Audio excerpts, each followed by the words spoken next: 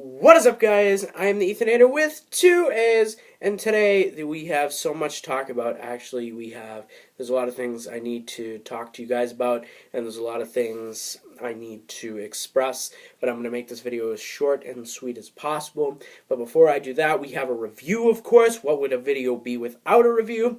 First of all, Happy New Year! It is going to be such a great year for this channel, I can tell you that right now. I apologize for my absence once again. But let's get straight down to the review. So recently, I went to the movie theaters, and I was being very selective on what movie we were going to see. But there was this movie out that I wanted to see that I haven't been able to because it was supposedly in select theaters. Now, this movie is called The Theory of Everything. Now, The Theory of Everything is based on Stephen Hawking's love life with Jane Hawking. And it's basically about their experiences together, as he formerly called it. And it's about their experiences and how Jane Hawking really helped Stephen Hawking become who he was. And really helped him get the computer system that he now works on, gets the book written that he wrote, the famous book, A Brief History of Time. And that's really what the story is all about. It's his length journey with Jane Hawking. And you don't hear too much about Jane, you just hear about Stephen Hawking. So that's basically the plot of the entire movie. I'm going to say the beginning of the movie, it was very slow, but well, I shouldn't say it was slow. It was him young, and he didn't have ALS yet. He wasn't diagnosed with it. And when he slowly started to become, we met Jane in like the first 5 minutes of the movie. And you met Jane, and you met who she was, and she was with a friend, and they went into this party, and they both sounded really smart because they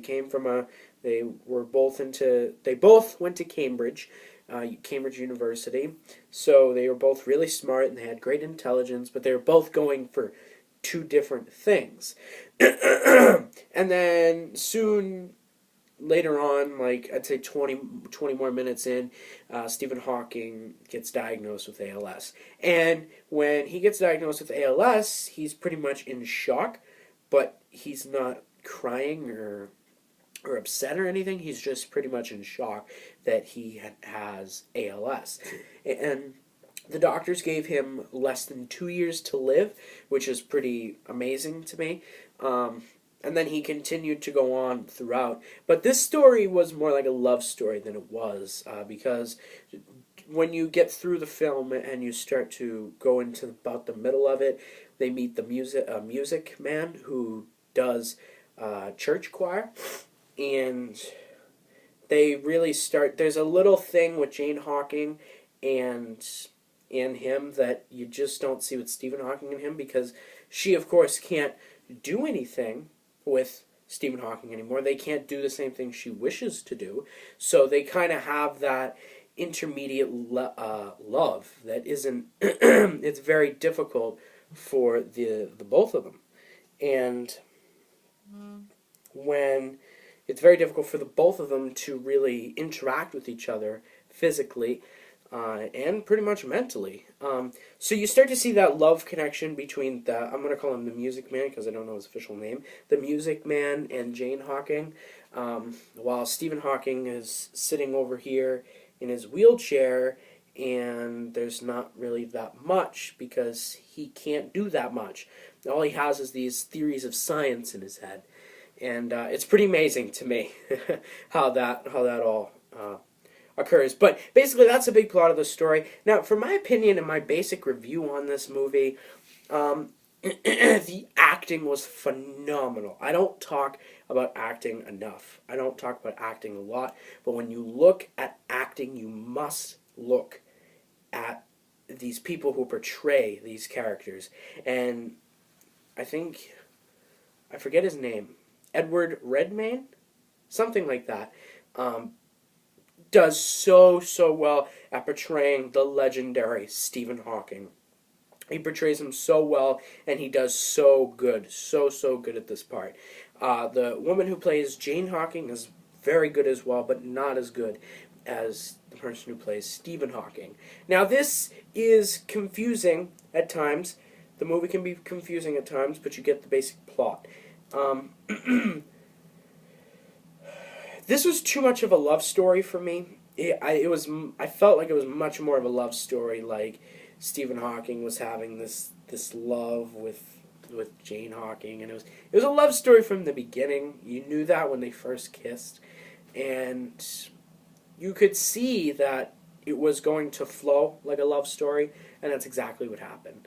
And I wish they would focus more on Stephen Hawking. And really, this movie was about Jane Hawking, in my mind, because you could see more. I think I saw more of Jane Hawking than I did Stephen Hawking and her struggles and her struggles in living with Stephen Hawking, in her life with Stephen Hawking. So that I felt like it was more about Jane than it was Stephen.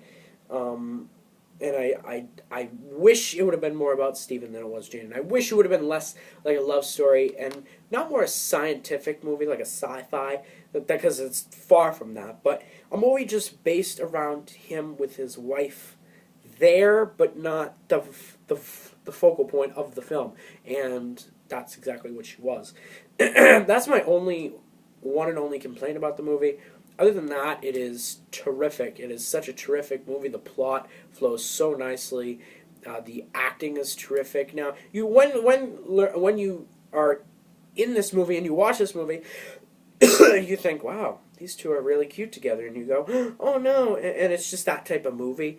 And I wish, like I said, I wish it was more like just a story about his life than a story about their love. I mean, yes, love is important, but this movie was truly about Stephen Hawking, the genius, the man behind all the scientific theories and all the terrific ability to still continue to run his mind. Now, what amazes me most is Stephen Hawking had over less than 2 years to live. The doctors gave him less than 2 years to live, and he lived. He is now 73, and his birthday was yesterday, as a matter of fact, so I'm kind of happy to do this. So he was very terrific in this movie, very, very terrific. And I give him, well, not Stephen Hawking, but the actor who played Stephen Hawking was very terrific. Just the things in that movie, the actor portrayed, you could tell he fell in love with the part, and I really admire that from him. So overall, terrific movie. Should you go see it? Yes. Is it worth your money? Yes, it is worth it to go see in theaters. I would actually prefer it in theaters. But if you're looking at a movie about Stephen Hawking, it is that, but it's not really that. It's more about Jane Hawking, I felt, and with Stephen Hawking just in the background, and I didn't like that too much. But it was a terrific movie overall, definitely Oscar material for Best Actor, and I will vote for him in Best Actor. It's going to be a tie-up for me between, so if for Movie of the Year for me, it was either The Theory of Everything or Fury. I cannot make up my mind on those two, but if I had to choose one, it would be Fury. That's my Movie of the Year. That was my movie of the year for 2014. So now let's get straight down to business before this video extends way too longer than I want it to be. First of all, yes, I do have a change in appearance. I do have glasses now. I got them January 1st, first of the year, which was pretty. It was abrupt, and I didn't expect it, but here I am. I got glasses. That's the elephant in the living room. I said it. I want to apologize for my absence lately. It's been like a month video, and it sucks, and I really do apologize, but there's going to be plenty more videos coming your way.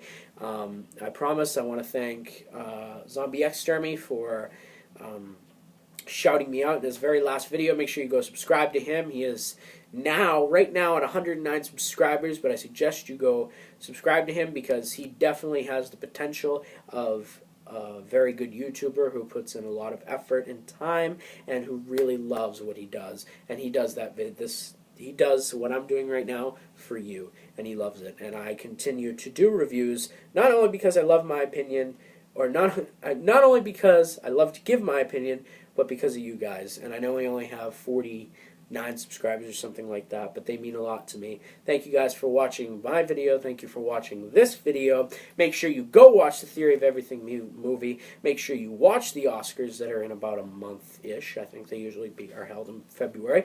I always watch the Oscars. We'll give my review on the Oscars, and you can expect some pretty good darn videos coming up.